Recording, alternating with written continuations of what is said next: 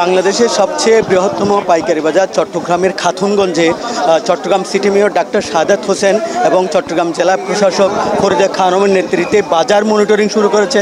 Mayor এবং যে জেলা প্রশাসক নিজে বিভিন্ন দোকানে ঢুকে তারা কোনো জায়গায় ভোজ্য তেলের তারা খোঁজ পেলেন না বলে তারা জানিয়েছেন।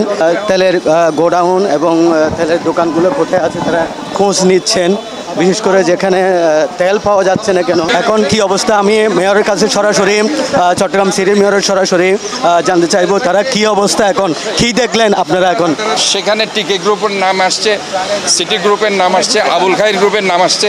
এখানে যারা ট্রেডার্স আছে তারাই বলছে যে এই বাটারফ্লাই গ্রুপ, তো এই 3-4টা গ্রুপ আজকে এখানে তারা যে কৃত্রিম সংকট তৈরি করে রেখেছে, অবশ্যই তাদেরকে জবাবদিহিতার আওতায় আসতে হবে। আজকে মানুষের যাতে কোনো দুর্ভোগ না হয়, মানুষ যাতে তারা নিত্য প্রয়োজনীয় দ্রব্যগুলো তারা যাতে কম দামে পেতে পারে, সুলভ মূল্যে, এটা এশিওর করার দায়িত্ব নগরের একজন অভিভাবক হিসাবে, সেবক হিসাবে, নগর পিতা হিসাবে আমার দায়িত্ব। পাশাপাশি জেলা প্রশাসক ওনার ম্যাজিস্ট্রেট যেটা আছে এটা ওনারও দায়িত্ব, এবং আমরা দুইজনে মিলে এই জন্য বাজার মনিটরিং করছি। এবং আমরা স্পষ্টভাবে বলতে চাই, যারা এই ধরনের মজুদ এই ধরনের যারা কাজ করবে তাদের বিরুদ্ধে অবশ্যই আইনগত ব্যবস্থা নেওয়া হবে। তাদেরকে আমরা বোঝাতে চেষ্টা করব, তারা যদি বুঝতে চেষ্টা না করে তাদের বিরুদ্ধে কঠোর ব্যবস্থা নেওয়া হবে। আমাদের জেলা প্রশাসক মহোদয় আছেন, তার কাছেও জানতে চাইব আপনাদের প্রশাসনের পক্ষ থেকে কী ব্যবস্থা নিচ্ছেন? আপনারা তো দেখলেন যে আমরা অভিযান করছি, আর যে বাজারে যে কৃত্রিম তেল সংকট চলছে, এই সংকট চলছে, এই সংকটের যাতে উত্তরণ করবার জন্য আমরা আগামীকাল যারা ইম্পোর্টার আছে, টিকেট গ্রুপ, তারপরে আবুল খায়ের গ্রুপ, সিটি গ্রুপের মালিকদেরকে ডেকেছি।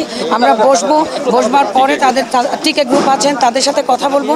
আজকে কিন্তু আমরা বারবার করে বলছি এটা আমাদের মনিটরিং চলছে।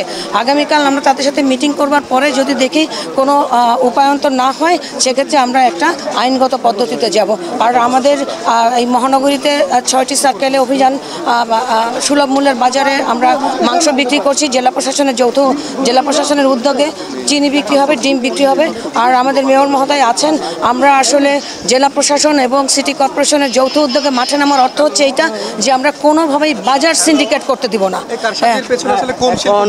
শুনতে পেলেন Chittagong city mayor doctor Shahadat Hossain এবং জেলা প্রশাসকের যাদের যে উদ্যোগ, তারা বলছেন যে কোনো সিন্ডিকেট তারা করতে দিবেন না, এবং কোনো সিন্ডিকেটের কারণে যদি কারসাজির দ্রব্যমূল্য যদি বেড়ে যায় তাহলে তাদের বিরুদ্ধে কঠোর ব্যবস্থা নেওয়ার জন্য তারা ঘোষণা দিয়েছেন।